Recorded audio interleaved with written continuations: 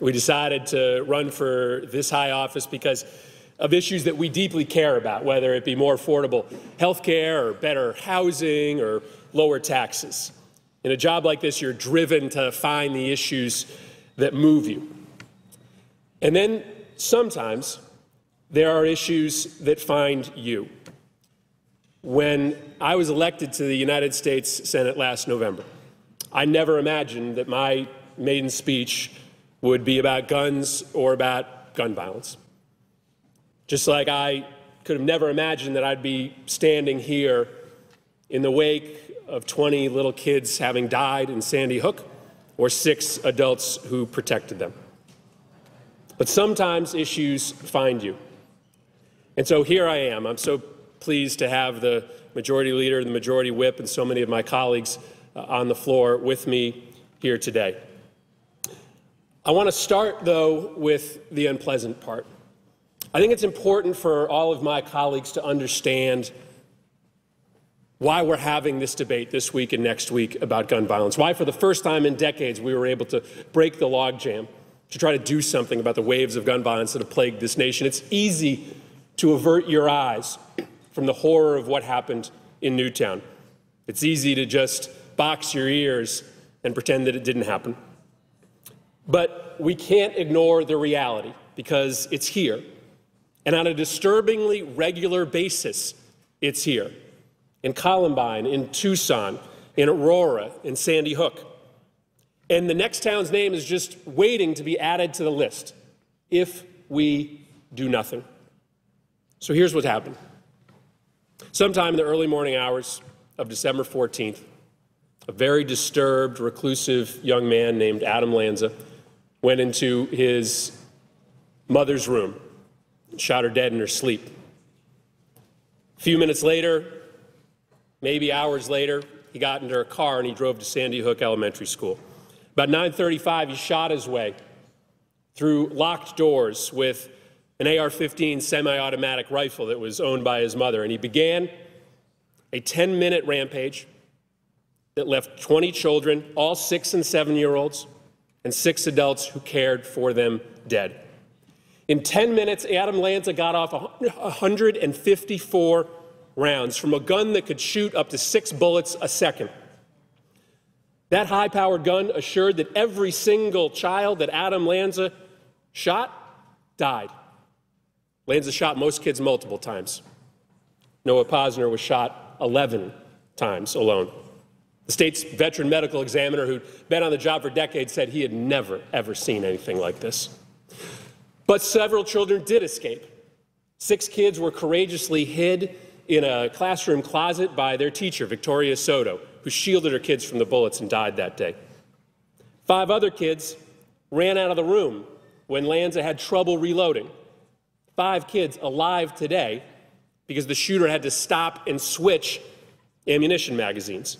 And whether it's because he had trouble reloading again or because the police were coming into the building, at about 9:45, Lanza turned one of his weapons on himself and the massacre ended. But not before 26 people were dead. That's the reality. And the worst reality is this. If we don't do something right now, it's going to happen again.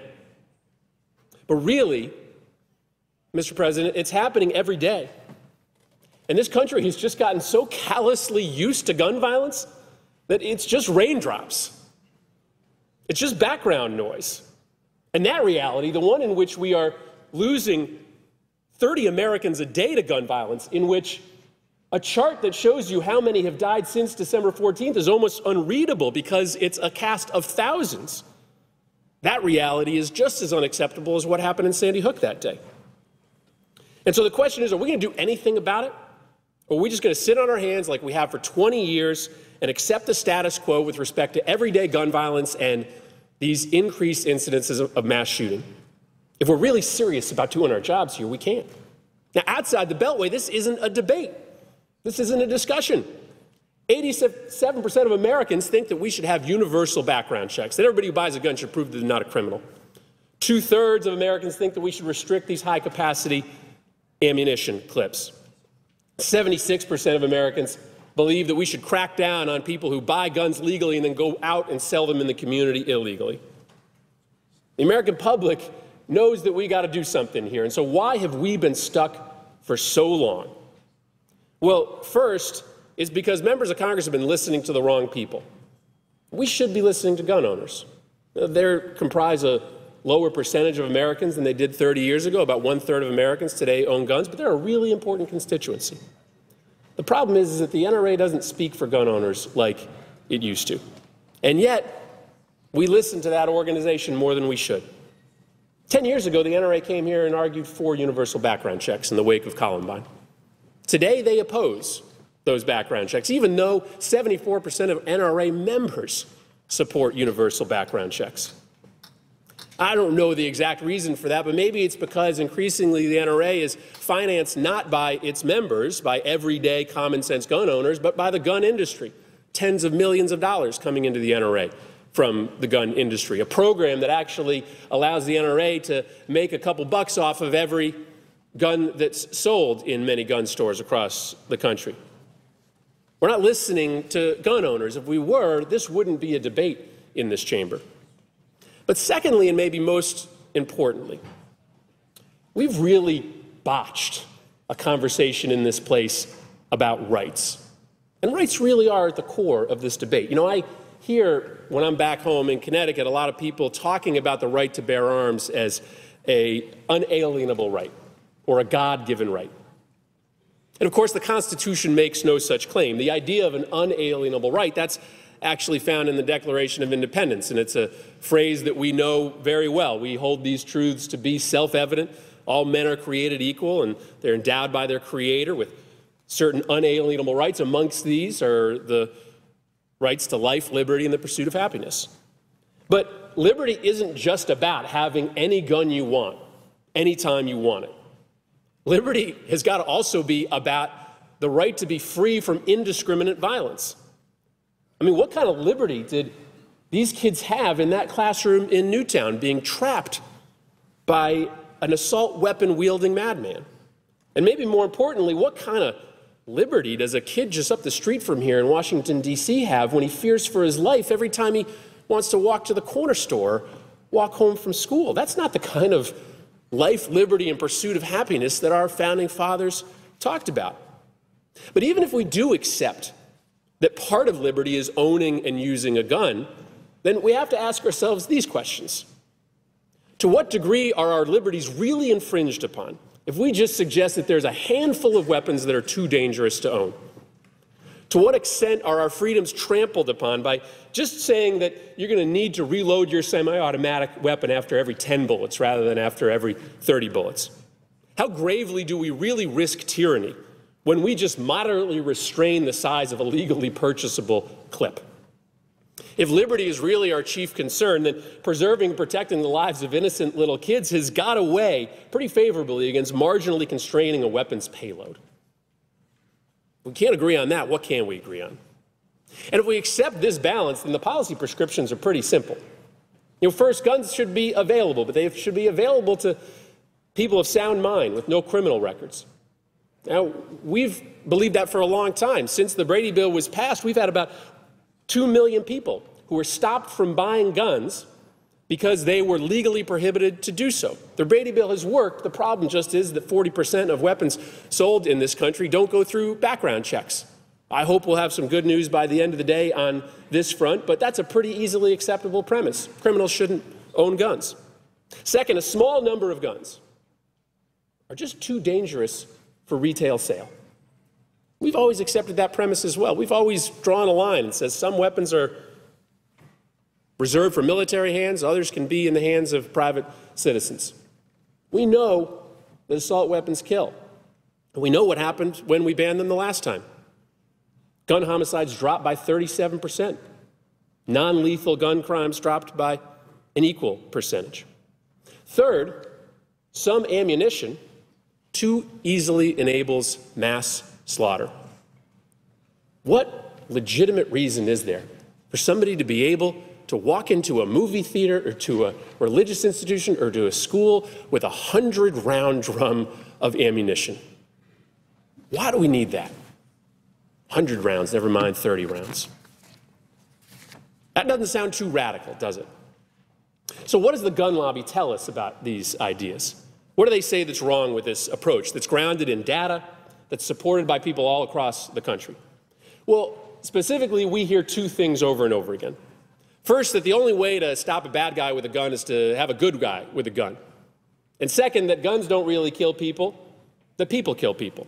Well, as to the first argument, Newtown's part of the answer. Nancy Lanza, she probably owned guns for a variety of reasons, but one of the reasons was that she was divorced. She lived alone. She wanted guns to protect herself. She was alone a lot of the time. Guns that Nancy Lanza used weren't used to fire upon intruders into her home. They killed her. And they killed 26 other boys and girls and parents. That's not just an anecdote. That's a reflection of a statistical trend. If you have a gun in your house, it's 4 times more likely to be used in an accident than it is against an intruder.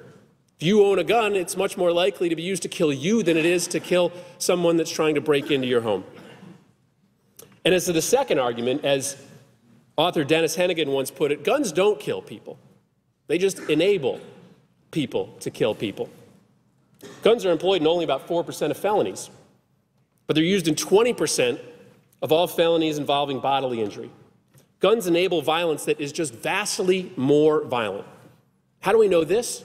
Well, we know it by what happened in Sandy Hook that day, but maybe even more poignantly, we know it by what happened that very same day on the entire other side of the world. On that same day, the 20 kids died in Newtown. In Henan, China, a madman walked into a school and attacked 23 school children with a deadly weapon. Same day, 20 kids in Newtown, 23 kids in China. In Newtown, all 20 kids who were attacked died. In China, all 23 kids who were attacked lived. Why? Because in Henan, the assailant had a knife, not a gun that could spray 6 bullets a second. So forgive me if I dismiss those like the president of the NRA who choose to ignore the effect of the laws that we're debating this week and next week, when he said that all we're talking about here is feel-good legislation. Well, he's right about one thing. It would feel really good if Daniel Barden got on the bus this morning to go to school. Daniel was an immensely compassionate little kid. He was always sitting next to the kids in school who sat alone.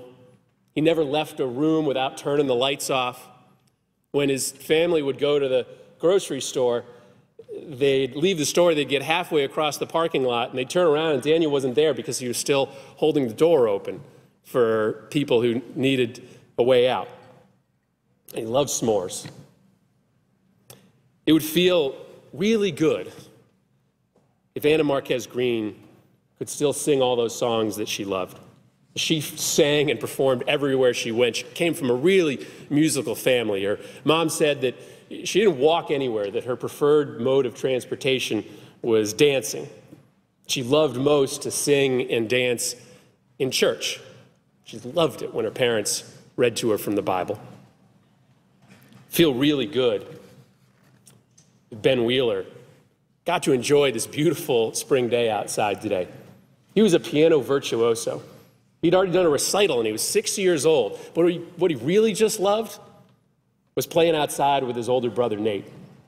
They loved to play soccer together. The morning that he was killed, he told his mom as they were leaving for school that he wanted to be a paleontologist when he grew up. He said, "That's what Nate's going to be. I want to do everything that Nate does." And so that's our task. Beat back all the naysayers and say that we can't do this, that we won't change the way things are. I believe we can. I believe that we're good enough to drown out the voices of the status quo and the lobbyists and the political consultants. I think that in the next couple of weeks, we're good enough to change the way things are. And finally, I want to tell you one last story to explain why I know that we're good enough. I think that when we see people in need, when we see children stripped of their dignity, we are just too compassionate a people to close our eyes. I know that sometimes we wonder what we really are inside. Are we truly good, or is goodness a learned behavior? And it may sound strange, but after December 14th, I just know the former to be true. Because after and during the shooting, as if to swallow up those 10 minutes of evil, millions of acts of infinite kindness just rained down on Newtown. From the teachers who protected those kids, to the firefighters who didn't leave that firehouse for days afterwards, to the just millions of acts of humanity and gifts and phone calls that came in from the rest of the world. And because of Anne Marie Murphy. Anne Marie was a special education teacher charged with the care of Dylan Hockley, this little boy, a wonderful, gentle, little 6-year-old boy. He was living with autism, but he was doing great at Sandy Hook Elementary School. Anne Marie loved Dylan, and Dylan loved Anne Marie back. There was a picture on his refrigerator of Anne Marie, and almost every day he'd point to Anne Marie with pride to his parents. Nicole, his mom, who's here this week, said at Dylan's funeral, she said that when she realized Dylan wasn't going to show up at the firehouse that day with all the other kids who were returning from the school, she hoped she'd see Mrs. Murphy, but she knew she wouldn't. She knew that Anne Marie wouldn't leave Dylan's side if he was in danger. And she didn't. When the bullets started flying, she brought Dylan into her arms. She held him tight inside that classroom. And that's just how the two of them were found. On Monday, Nicole flew down here to Washington with myself and President Obama to try to make the case that things need to change for Dylan, for Anne Marie, and for the thousands of other people before and after who have been killed by guns.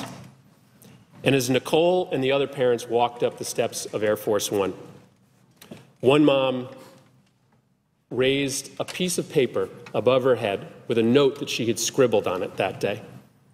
And the cameras caught the moment. The note just said simply, "Love wins." I believe today, more than I ever have before, that if we are truly doing our job here in this chamber, then love has to win every single time.